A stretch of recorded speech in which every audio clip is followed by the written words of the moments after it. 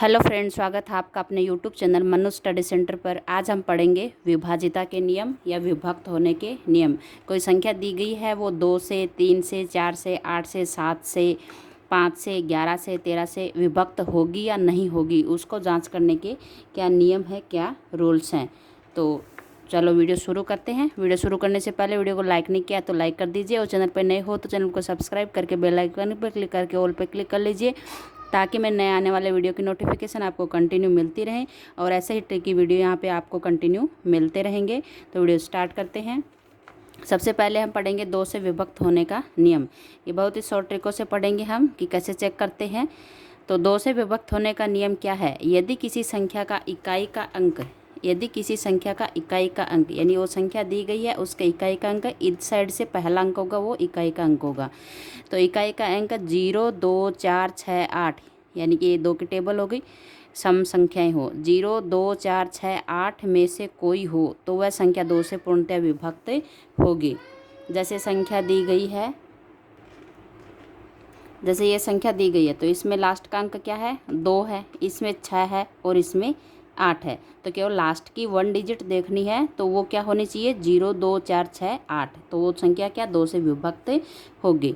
अब इसमें लास्ट की संख्या ही क्यों देखते हैं? जैसे इसका हम करें तो इसको हम ऐसे टुकड़ों में तोड़ के लिख सकते हैं। 9 के आगे कितनी संख्या? 4 संख्या, प्लस 7 के आगे 3 संख्या तो 3 जीरो, प्लस 5 के आगे 2 संख्या तो 2 जीरो, प्लस 3 के आगे 1 संख्या तो 1 जीरो, प्लस 2, यानी सबको जोड़ने के बाद ये संख्या बनती है। तो लास्ट इन जिसमें 0 हो उसमें तो जा ही रहा 2 का भाग, इसलिए हम क्या करेंगे? लास्ट की संख्या को चेक करेंगे तो उसमें 2 का भाग जा रहा है कि नहीं जा रहा है। उसके बाद है हमारा 4 से विभक्त होने का नियम। तो 4 से विभक्त होने का नियम क्या है? जब किसी संख्या की लास्ट 2 डिजिट यानी इकाई का अंक और दहाई का अंक दोनों विभक्त होते हो 4 से, तभी वह संख्या क्या होगी? 4 से पूर्णतः विभक्त होगी। तो 2 में हम देखा लास्ट की 1 डिजिट को, 4 में विभक्त होने के लिए देखा हमने लास्ट की 2 डिजिट को। इसी तरह है, जैसे यहाँ पे लास्ट की 2 डिजिट है 32, तो 32 4 से पूरी तरह विभक्त है, मतलब ये संख्या 4 से पूर्णतः विभक्त होगी। इसमें है 54, तो 54 4 से विभक्त है। इसमें ये 64 है 64, तो 64 है वो 4 से विभक्त होगी। 4 एकम 4, 2 बच्चे 24, 6 चौक 24, यानी कि संख्या 4 से विभक्त होगी।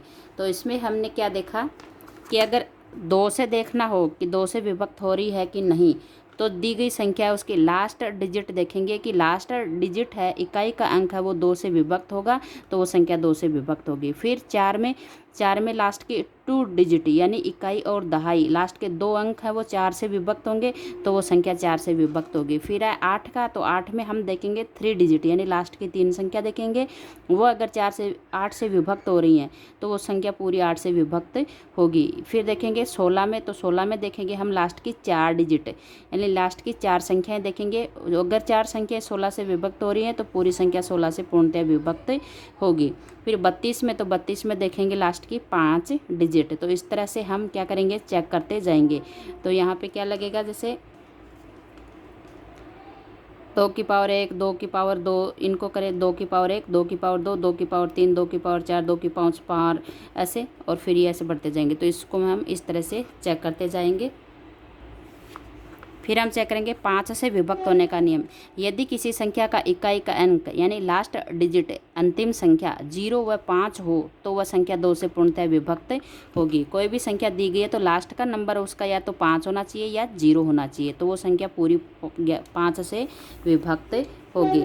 फिर हम देखेंगे कि 25 से, तो 5 में तो लास्ट की 1 डिजिट देखेंगे, 25 में हम 2 डिजिट देखेंगे यानी लास्ट की 2 संख्या देखेंगे, 2 संख्या 25 से विभक्त हो रही है तो पूरी संख्या 25 से विभक्त होगी। 125 में हम क्या करेंगे? लास्ट की 3 संख्याएं देखेंगे, तो वो 3 संख्या अगर 125 से विभक्त हो रही है तो पूरी संख्या है वो 125 से पूरी बार विभाजित होगी।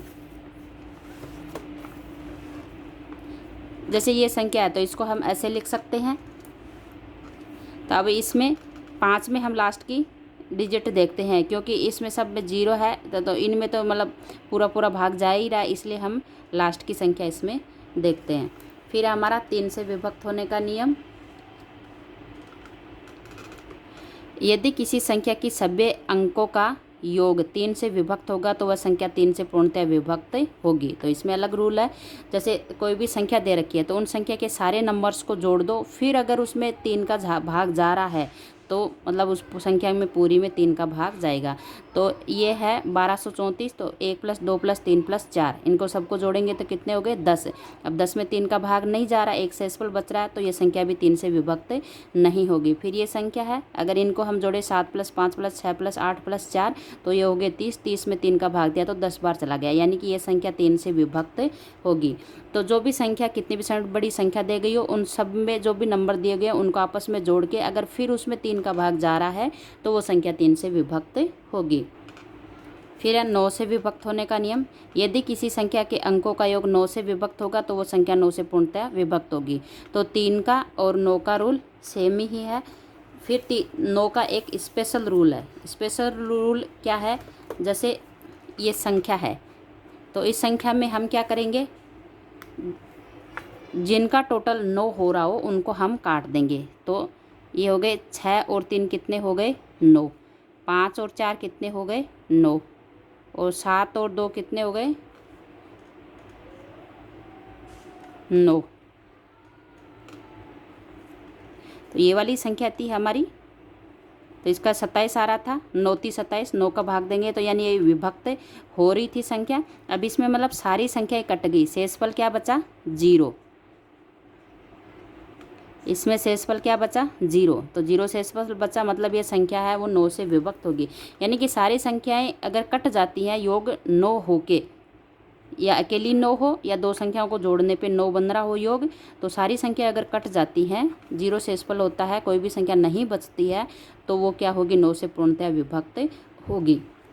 जैसे ये वाली संख्या है तो इसको हम करेंगे, ये 9 कट गए, 8 और 1 9 हो गए, इसमें 6 और 3 9 हो गए, और 5 और 4 9 हो गए। अब हमारा इसमें 2 बच गया, तो ये 2 क्या बचा यहाँ पे शेषफल, ये 2 शेषफल बच गया। अगर शेषफल 0 के अलावा कोई संख्या बच रही है तो वो क्या होगी विभक्त नहीं होगी, वो 9 से विभक्त नहीं होगी। तो ये सबसे इजी रूल है, संख्या लिख लो और 9 का योग हो रहा हो उनको काट दो। अगर कुछ संख्या बचती हैं तो भाग नहीं जाएगा, और संख्या नहीं बचती हैं तो भाग जाएगा।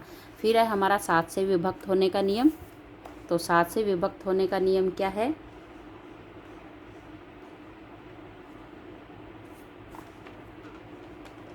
यदि इकाई के अंक को छोड़कर शेष बची संख्या में से इकाई का अंक दुगुना घटा देने के बाद बची संख्या से 7 से विभक्त होगी, तभी वह संख्या 7 से विभक्त होगी।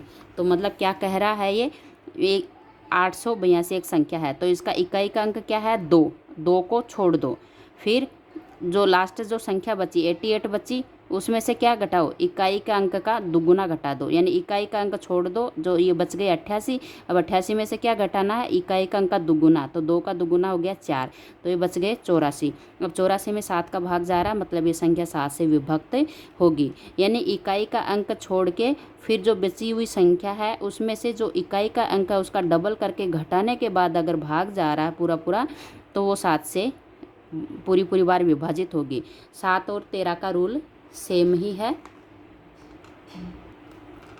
7 से विभाजिता के नियम का चेक करने का एक रूल और है। जैसे ये संख्या दी गई है 1 2 3 4 5 6, ये 7 से विभाजित होगी या नहीं, तो इसके क्या करेंगे, इस साइड से हम 3 3 के पेयर बनाएंगे, 3 3 के जोड़े बनाएंगे, फिर बड़ी संख्या में से छोटी संख्या घटा के उसमें 7 का भाग देंगे। तो अगर भाग बट्टे में जा रहा है, यानी पूरी भाग नहीं जा रहा है, तो वो 7 से विभाजित नहीं होगा, और भाग पूरी बार चला जाएगा तो वो क्या होगा 7 से विभाजित होगा। तो ये वाली संख्या है, जैसे ये है, इसमें इधर 12 बच जा रहे हैं, यानी इनका क्या पेयर नहीं बन रहा है। तो इसमें क्या करते हैं, जैसे पहली संख्या फिर दूसरी संख्या छोड़ के ये वाली संख्या इसमें जुड़ जाएगी, यानी ये संख्या फिर ये छोड़ के उससे जुड़ जाएगी, फिर अगले वाली संख्या छोड़ के वो भी उससे जुड़ जाएगी, यानी ये संख्या एक छोड़ के इससे जुड़ेगी, फिर आगे वाले छोड़ के उससे जुड़ेगी, ऐसे ये संख्याएं आपस में जुड़ के फिर घटेंगी। तो इसमें भी पूरा पूरा भाग नहीं जा रहा है, तो ये भी क्या है 7 से विभाजित नहीं हो रही है। आगे पॉइंट में आ रहा है इनका भी आंसर। फिर जैसे ये वाली संख्या है 505456, तो इसमें बड़ी संख्या कौन सी है 505 माइनस 456, यानी बड़ी संख्या पहले 3 का पेयर बनाना है, फिर बड़ी संख्या में से छोटी संख्या घटानी है। तो ये बच्चे हमारे 49, 49 में 7 का भाग देंगे तो 7 7 49, यानी भाग पूरा पूरा जा रहा है, मतलब ये पूरी संख्या 7 से विभाजित होगी। फिर है 11 से विभाजित होने का नियम। तो 11 से विभाजित होने का नियम क्या है, जब किसी संख्या के इकाई से बाईं ओर चलने पर, इकाई से बाईं ओर चलने पर, इस साइड चलने पर सम व विषम स्थानों के योग का अंतर 0 हो अथवा 11 से पूर्णतः विभक्त हो, या तो उनका अंतर 0 हो या 11 से पूर्णतः विभक्त हो, तब वह संख्या 11 से पूर्णतः विभक्त होगी। जैसे ये एक संख्या दी गई है 8 0 1 6 4 5 9 1, तो इसमें क्या बताया गया, विषम इकाई के अंक से इधर से बाईं ओर, यानी इस साइड से बाईं ओर चलेंगे, यानी लास्ट से इस साइड ओर चलेंगे, तो सम और विषम अंकों का योग नहीं है, सम और विषम स्थानों का योग। जैसे ये 1 नंबर पे आता है तो ये विषम हो गया, विषम 1 3 5 ऐसे। फिर ये जैसे 2 नंबर पे आता है, ये 4 नंबर पे आता है, तो ये सम हो गया, यानी इनका स्थान देखना है कि वो सम पे आ रहा है कि विषम पे आ रहा है। जैसे पहले इनका जोड़ते हैं, सम स्थानों का योग जो 9 हो गया, फिर 4 हो गया, फिर 1 हो गया, 8 हो गया। इनको जोड़ के विषम स्थानों में 1 5 6 और 0, यानी एक अंक छोड़ के ये विषम हो गए। तो 22 माइनस 12 10 आ रहे, 10 में 11 का भाग नहीं जा रहा है, तो विभक्त नहीं होगी। फिर ये वाली संख्या है तो इसमें सम और विषम जोड़ लेंगे, किसी भी साइड से जोड़ो। अगर आंसर आपका यहाँ पे माइनस में आ रहा है तो भी, मतलब वो अगर विभक्त हो रही है तो 11 से विभक्त होगी, आंसर माइनस में हो कोई दिक्कत नहीं है। जैसे फिर इनका सम का टोटल कर लिया, ये 1 नंबर पे है तो ये विषम हो गई, 1 9 प्लस 0 1 छोड़ के प्लस 9 1 छोड़ के प्लस 3, इन सबको जोड़ लिया। फिर इनको जोड़ा 6 प्लस 1 छोड़ के 7 प्लस 1 छोड़ के 6 प्लस 1 छोड़ के 2, तो इन सबको जोड़ा तो ये हो गया 21 माइनस 21, यानी योग 0 आ रहा है। योग 0 आ रहा है तो वो मतलब क्या होगा 11 से विभक्त होगी।